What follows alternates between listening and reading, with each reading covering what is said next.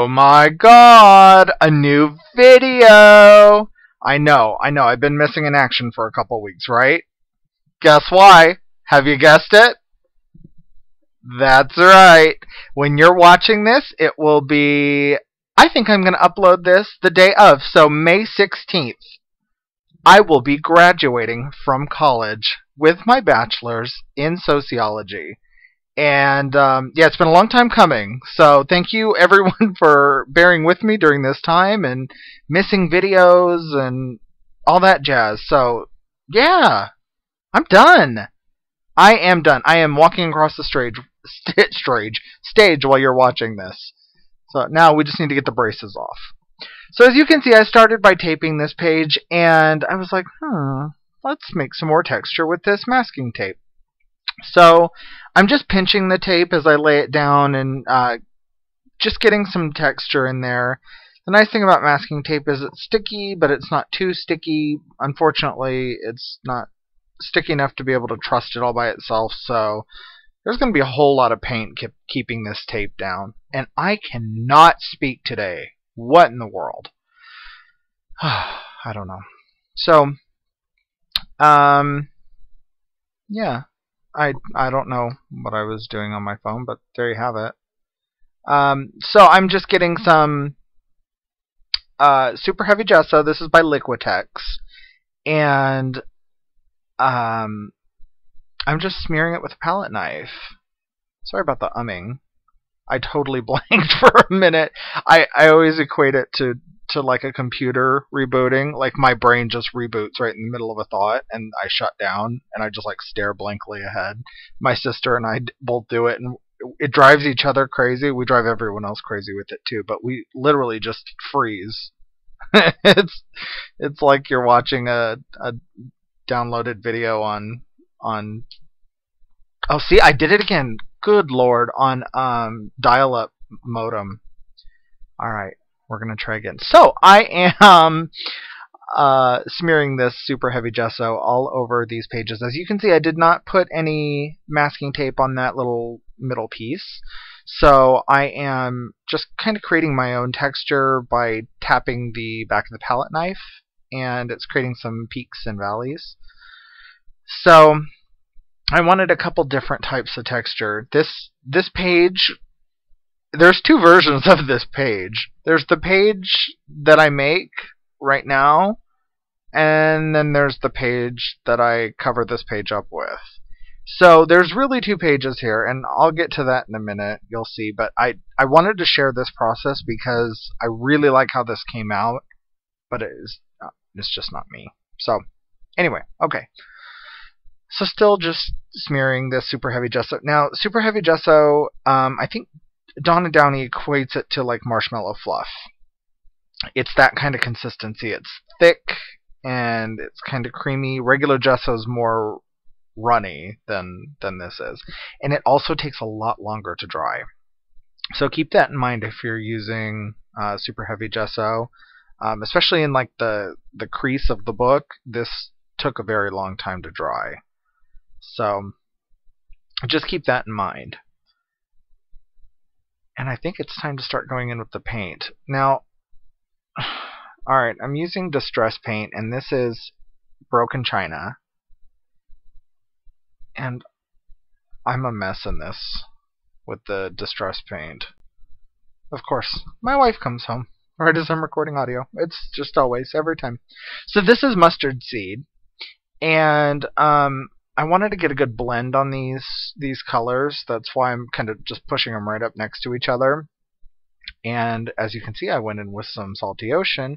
And apparently when I pull the top off of my Distress Paints, I untwist them a little bit, because I did that with the yellow one as well. So I'm like, really right now? So I'm using the mess from the cap to kind of smear it on. And of course, I didn't use any like protective barrier or anything on my hands to help clean this off, because I thought, oh, I'm going to be using a brush or something. And no, just get in the habit of putting some kind of barrier cream on. We'll talk about that in a minute as well. See, I'm keeping you on the hook. There are things we have to talk about later. Or as my best friend and I refer to them as stuffs. We have We have stuffs to talk about. So this is more of that mustard seed, and as you can see, they blend into this really pretty green. It almost turns into like the color of Shabby Shutters, that distress paint, which I think I end up using. So I sprayed the paint down with water, trying to blend it out, and I completely forgot it was distress paint, which means it reacts to water. So I got some really cool droplets, which I was okay with, but I just kind of forgot it would happen. So because it's acrylic, you have to kind of work for that effort, not with distress paint. So I sprayed a whole bunch more water on my hand, flicked it, and then started pulling up where the water was pulling that paint up. Got a really cool effect. I have to tell you, I love both versions of this page, and you'll understand what I mean, because you've already seen the cover of this video, so you know what it looks like in the end. So you know it looks nothing like what it currently looks like. We'll go over that. So I pulled out my glazing fluid, and this is, I want to say burnt sienna? Burnt umber? No, burnt sienna. And some glazing fluid. And I went with because the background colors were cool, the blues and the greens, I wanted to go with a warm glaze to help really contrast those colors, make them pop. So that's why I went with this reddish brown. And my baby wipes are dry, so I have to spray them with water. This pack's almost gone. So I let it sit for about a minute and then started wiping it away. And I realized a little too soon that I glazed it, or not soon enough, I glazed this page before the paint was perfectly dry. So as you can see on the right, a lot of that color lifted when I pulled off the glaze, which is unfortunate, but it is what it is. So I decided to just work with it. So as you can see, this left-hand page, I went a little gentler with the baby wipe action, and I got better results. So yeah, I really, really love how that left page looks, like a whole bunch. I thought about just gluing down the little inclusion centerpiece thing on the right-hand side and just start decorating from there, but yeah, of course I don't. I don't listen to myself. So then I went straight onto the right side because I just didn't feel like the glaze was intense on that side. So I just went straight on with the paint and just let it sit for about 15 seconds, 20 seconds, maybe 30, because this is like 3 or 4 times the speed. And I really wanted those cracks to be emphasized by that brown paint. I thought it came out good. That right page wasn't happy for me. So much of that color was gone, which made me sad.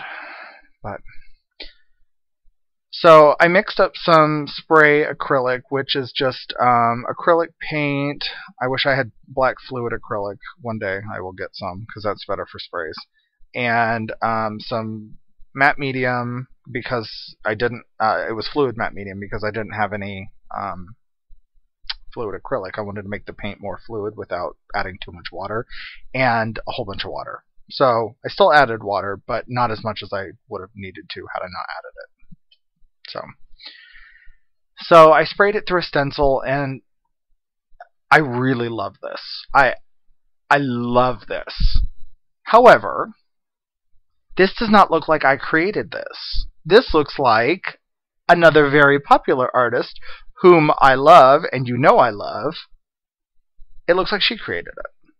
So I'll let you guess who this looks like in the comments below. I won't say the name, but I was like, I love this, it's gorgeous, but it's just not me. It does not look like something I would create. It looks like something she would create. So you feel free to tell me in the comments who you think it was. And like I said, I love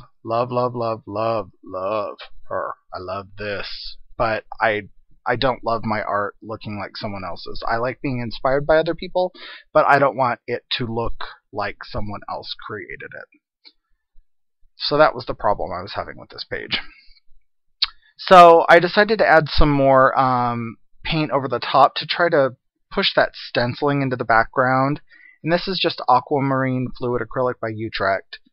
And I thought it came out, it was really pretty, it looked good. As you can see here, I'm using Invisible Glove. I got this at Blick. And you just rub it into your skin, and it makes the paint, when you wash it off, the paint just kind of slides right off. There's a couple brands out there, so just find something whenever you're finger painting. Now, Invisible Glove doesn't protect you from like the minerals and stuff in paint, so keep that in mind. You might want to find another brand, but this is all they had at my Blick, so at least I can clean my hands off so I don't look like a slob when I go to work. I am using some Golden High Flow, and this is gold green. And it's just to pop that green a little bit. As you can see, most of the yellow is gone at this point, but I was okay with that. Not a big yellow person anyway. So then I'm still, in an effort to kind of push everything into the background, I'm just using some Liquitex Basics white acrylic paint and a palette knife just to try to catch those high points on this page. Trying to go for kind of a shabby look. And I have to I really still like this page. At this point, I still like this page. But, again, I go back to, it doesn't look like me. It's not me. It's not a me page, so yeah. So then I added a blob of black gesso. I had intentions of kind of shading around this blob and making it look like it was kind of just a hole in the page. And then I sprayed it, and yeah, no, it just was not bueno. So, bye-bye page. So, yeah, there it goes. So, black gessoed the whole thing. So, the first 11 minutes of this video, I can hear you thinking, have been a complete waste of your time. Absolutely they were. Because guess what? The first like hour and a half of this page was a waste of my time. But it really wasn't, because I had a lot of fun making it. I think the page is gorgeous. And I'm fortunate enough that I record my process, so I can go back and watch this page anytime. So, and I know it's under there. That's another thing. A lot of people don't get that when I do stuff and then cover it up. People don't get, and my wife's one of them, she doesn't get why I cover things up. And these, by the way, are Radiant Rains. I use two different colors, a purple, which is Snapdragon, and a pink, which is Ginger Flower. And then this is, I think, like Iridescent Red, something red. It'll be in my supply list. But people don't get it when I cover pages up.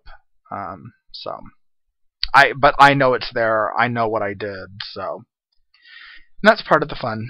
So I sprayed the purple and the magenta, this color right here, I sprayed them onto the page just to get some shimmer, and then I flicked with the tube the iridescent red. And when I did that, it kind of pooled up the purple and the red, and it really made it look like stars. And I was like, oh, that's cool. So I did some more flicking of the purple, the Snapdragon, and the Ginger Flower, and dried them, and then did some more of the iridescent red. Here, I keep calling it that, and I know it's not right. Pearl red is the name of the color. So the pearl red really made those two colors pop. So once I had that background kind of sparkly and looking like the cosmos, I took some white acrylic paint by Liquitex and some of that pearl red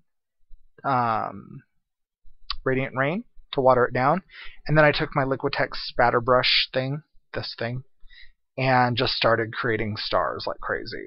So I'm sure all of you have seen on Pinterest galaxy this, galaxy that, galaxy everything, and I love it. I mean, it's beautiful.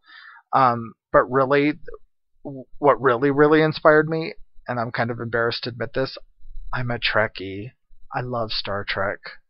So I slowed this down so you could see that the colors were kind of muted because it reactivated the Radiant Rain underneath.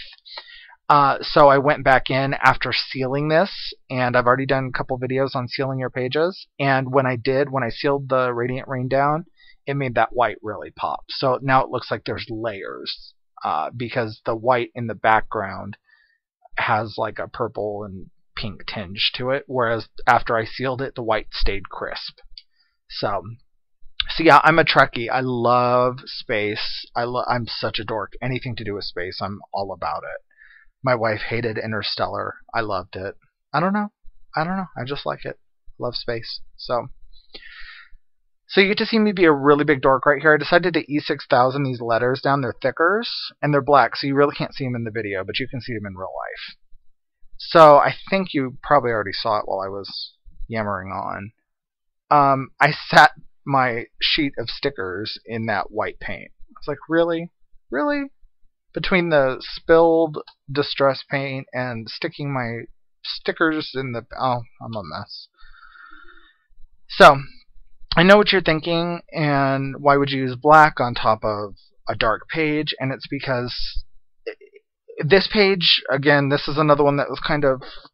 I ended up making for me because I'm titling this Explore. This is all about what I'm going to do when I'm done with my degree. Or life. Life without school. What am I going to do? So this, again, was all about me. But when you see it in person, the letters are a completely different texture because they're shiny. So it stands out more in person. So I am using my Montana pen. And this is a paint pen. And I am just writing something. I always say that. I'm always writing something. New adventures await those who look, I believe. And it was just something I wrote just to kind of remind myself that you're not going to find something new unless you're looking for it. And I know this kind of looks green, or at least it does to me, but there's no green. I swear. It was my light. So, yeah, there it is. So I hope you like this page. I am graduating May 16th. And so, hot diggity, all done. So you will see more from me very soon. I promise. Talk to y'all soon. Bye.